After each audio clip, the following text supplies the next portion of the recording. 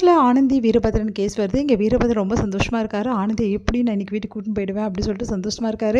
இங்கே வந்து ஆனந்தி வந்து கோர்ட்டுக்கு வராங்க. அவங்க அம்மா அப்பாவுக்கு எல்லாருமே ரொம்ப பயந்து போயிடுறாங்க. ஆனந்தி அந்த வீரபத்ரனுக்கு எதிராக நம்மக்கிட்ட எந்த சாட்சியுமே இல்லடி, இப்போ என்னடி பண்ணுறது அப்படின்னோடனே பார்த்துக்கலாமா, வா எதுவாக இருந்தாலும் பேசிக்கலாம் அப்படின்னு சொல்லிட்டு உள்ளே கூட்டிகிட்டு போகிறாங்க. இங்கே வந்து ஆனந்தி கிட்ட வந்து ப்ரூஃப் கேட்குறாங்க. இந்த பாருமா, உனக்கு 2 நாள் டைம் கொடுத்தா 2 நாள் முடிஞ்சு போச்சு, இப்போ உங்ககிட்ட ப்ரூஃப் இருக்கா அப்படின்னு சொல்லிட்டு கேட்குறாங்க. அதுக்கு வந்து என்கிட்ட இல்லை மேடம் அப்படின்னு சொல்லிட்டு ஆனந்தி சொல்கிறாங்க. அதை கேட்டு பயங்கரமாக அதிர்ச்சி அடைகிறாங்க வந்து எல்லாருமே. ஆனால் வந்து என்ன பண்ணுறாங்க, வீரபத்ரன் வந்து ரொம்ப சந்தோஷப்படுறாரு. எனக்கு தெரியுமே உங்ககிட்ட எந்த ப்ரூஃபும் இருக்காதுன்னு சொல்லிட்டு, என்னை பற்றி என்ன ப்ரூஃப் இருக்கு, சரிம்மா உங்ககிட்ட ப்ரூஃப் இல்லைன்ற, உனக்கு 2 நாள் டைம் கொடுத்தேன் நிரூபிக்கிறதுக்கு, நீ நிரூபிக்கலை, அதனால் நான் சொல்கிறத நீ கேட்டு தான் ஆகணும்.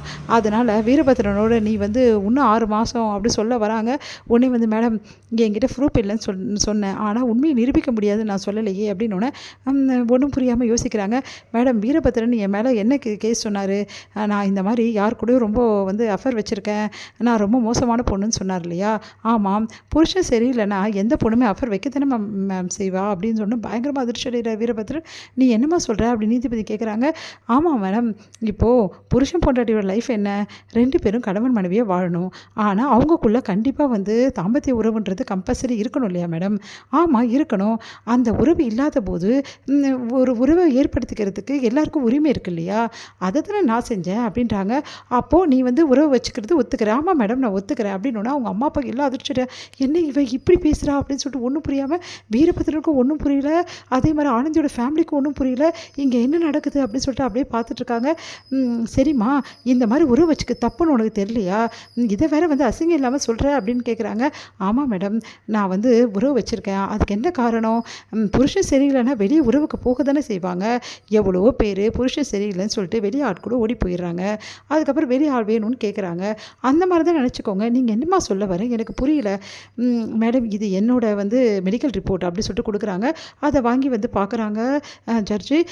சரிம்மா இந்த மெடிக்கல் ரிப்போர்ட்டுக்கும் நீ சொல்கிறதுக்கும் என்ன சம்மந்தம் மேடம், பாருங்கள் இதில் எனக்கு குழந்தை பெற்றுக்கிறதுல எந்த பிரச்சனையும் இல்லைன்னு போட்டிருக்கு. ஆமாம் போட்டிருக்கு. அதே மாதிரி வீரபத்ரனுக்கும் குழந்தை பெற்றுக்கிறதுல பிரச்சனை இல்லைன்னு தெரியுமா மேடம், ஆனால் அவருக்கு பிரச்சனை இருக்குது மேடம், குழந்தை பெற்றுக்கிறது மட்டும் கிடையாது, தாம்பத்தில் ஈடுபடவும் அவருக்கு பிரச்சனை இருக்குது அப்படின்னோடனே, அவருக்கு என்னால் வந்து எல்லாமே கொடுக்க முடியும் மேடம், ஆனால் அவர் என்கிட்ட எனக்கு எந்த வந்து சந்தோஷத்தையும் கொடுக்க முடியாது மேடம் அப்படின்னோடனே பயங்கரமாக வந்து அப்படி பார்த்துக்கிட்டே இருக்காங்க எல்லாரும். வீரபத்ரனுக்கு தாங்கவும் இல்லை, சாம்பட்டேஷன். மேடம் இவ போய் சொல்கிறா மேடம், அப்படிலாம் கிடையாது அப்படின்னு சொல்கிறாரு.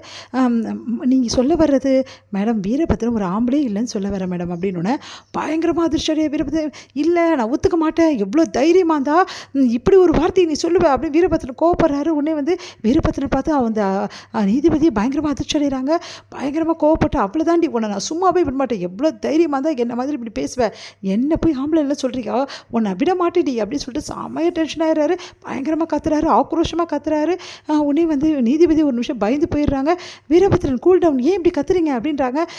எவ்வளோ தைரியமாக இருந்தால் இந்த வார்த்தை அவள் சொல்லுவா, அதுதான் என்னால் தாங்கிக்க முடியல அப்படின்னோடனே அவரோட வக்கீல் வந்து வீரபத்ரன் கொஞ்சம் அமைதியாக இருங்க, இது கோர்ட்டு அப்படின்றாரு. அதில் நீ அமைதியாயிரு அப்படின்னு சொல்லிட்டு அவரை திட்டாரு. இவ சொல்கிறது எல்லாமே போய், நான் இவளுக்கு இத்தனை வருஷமாக 6 வருஷமாக என் கூட வாழ்கிறா, நான் முழுமையான வாழ்க்கையை தான் அவளுக்கு கொடுத்துருக்கேன், நான் வந்து ஒரு ஆம்பளை தான், அநியாயத்துக்கு இப்படி போய் பேசுகிறான் அப்படின்றாங்க.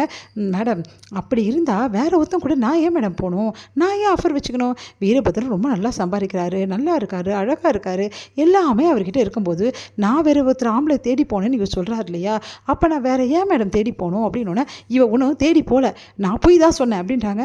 என்ன வீரபத்ரன் சொல்கிறீங்க, ஆமாம் மேடம் நான் போய் தான் சொன்னேன், உண்மையிலே இவளுக்கு வேறு யாருக்கும் கனெக்ஷன் கிடையாது, ஆனால் வந்து இவ சொன்னதும் உண்மை கிடையாது, இவளுக்கு ஆல்ரெடி குழந்தை உருவாயிருக்கு, அது கலைஞ்சு போச்சு. அப்படியா கலைஞ்சு போச்சா, அதெல்லாம் எனக்கு உருவாகலை மேடம், வேணா நீங்கள் விசாரிச்சுக்கோங்க, 6 வருஷமாக எனக்கு குழந்தையிலேருந்து ஊர் உலகத்துக்கே தெரியும், குழந்தை இல்லாததுக்கு காரணம் வீரபத்ரன் தான், நான் இல்லை, ஏன்னா வீரபத்ரன் முதல்ல ஆம்பளே கிடையாது, அப்புறம் எப்படி குழந்தை உருவாகும் மேடம் அப்படின்ற கேட்குறாங்க ஆனந்தி. அதை கேட்டு வீரபத்ரனால தாங்கிக்க முடியல, செம்ம டென்ஷன் ஆகிடுறாரு, பயங்கரமாக கத்துறாரு. அப்படி பயங்கரமாக ஆக்ரோஷமாக அவரோட வந்து மனசு வந்து எல்லாம் வெளிப்படுத்துகிறாரு. அதை பார்த்து ஜட்ஜே ஆடி போயிடுறாங்க.